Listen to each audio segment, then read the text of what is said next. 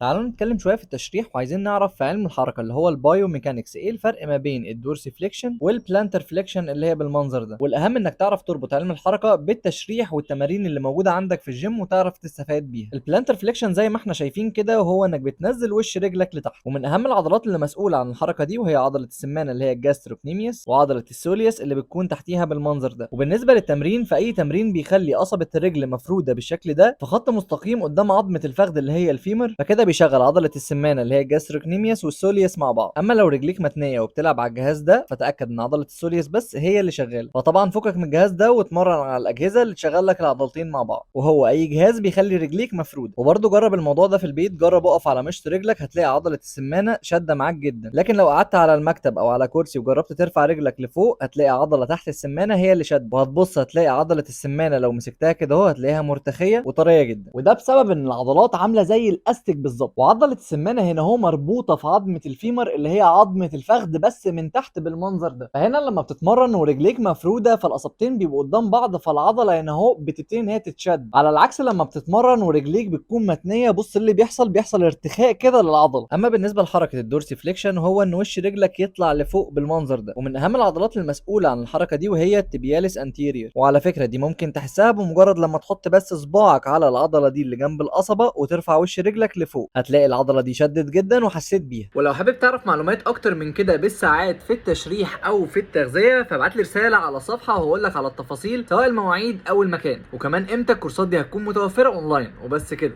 سلام.